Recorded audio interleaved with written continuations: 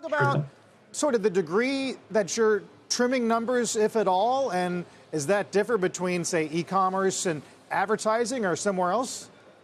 Yeah, so we did trim numbers after Q3 earnings, specifically, or really across the board. We had Meta trim numbers a little bit more on the earnings side, actually, than revenues. Meta was actually probably better than feared on the revenue side, but clearly expense guidance was higher than expected. So our numbers came down about 10% on earnings for Meta.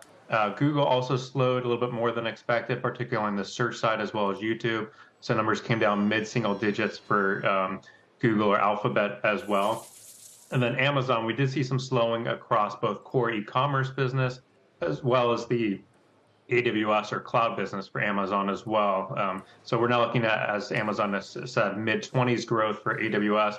Prior to the quarter, we're looking for closer to 30% growth. We saw a slowdown in backlog, one of their slowest growth in backlog for Amazon AWS in the quarter. So we're seeing pressure, I would say, right now on both consumer spending as well as enterprise spending kind of across our sector. Right.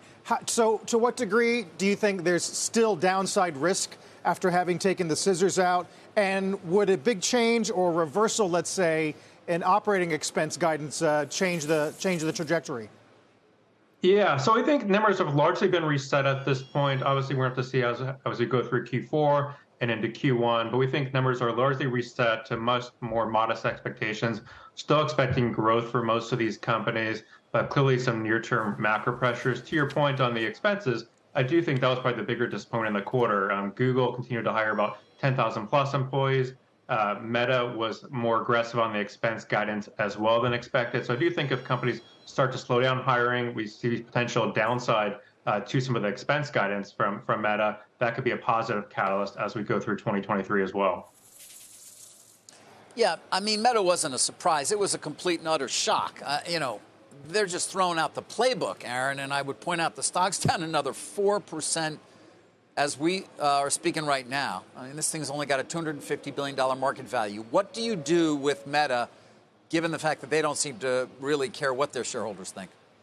Yeah, no, near term, that's a point of frustration for us as well as shareholders. I'll say specifically on the Reality Labs side. I think Reality Labs was about a $3.7 billion loss. If you extrapolate that out, that indicates kind of a $15 billion plus loss for 2023, and that's probably conservative.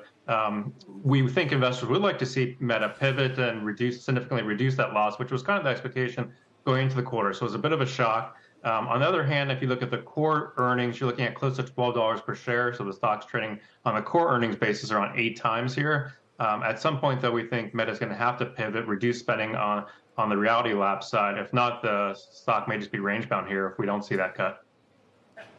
Yeah, I mean, you point out the multiple to potential earnings, at least there, or core earnings at Meta. Multiples in your group, I mean, Alphabet also has a very low multiple, but is that going to be enough at this point to really attract, investor capital, given everything else you're talking about? Yeah, near term, you could see these names continue to trade range bound. I think as growth resumes or picks up as we maybe go through 2023, a little bit easier comps if we can get back to high single-digit growth by the end of 23, then I think you can get some multiple expansion. To your point, Google trades around a mid-teens earnings multiple. Historically, it's traded closer to 20, low 20s earnings multiple. So as growth resumes or picks up again, we think you'll get multiple expansion as well. A big part of your universe reports this week. I'm just looking through the list. eBay, Roku, Airbnb, Uber, Peloton, DoorDash. You think best candidate for upside surprises? Yeah, I'd say for this week, we're looking at Airbnb as best candidate for upside. Some of the third-party data came in very strong for Airbnb in the quarter. So potentially could see closer to mid-30s, 40% growth on bookings basis. Street's looking for high 20s right now. So we think Airbnb potentially has the highest potential for upside this week. Right. Well, it'll certainly be in line with at least the travel trends we got from the airlines, and we'll see what the hotels say. Aaron, appreciate it. Thanks. Good to see you again. Aaron Great, Kessler. thank you. Have a good one.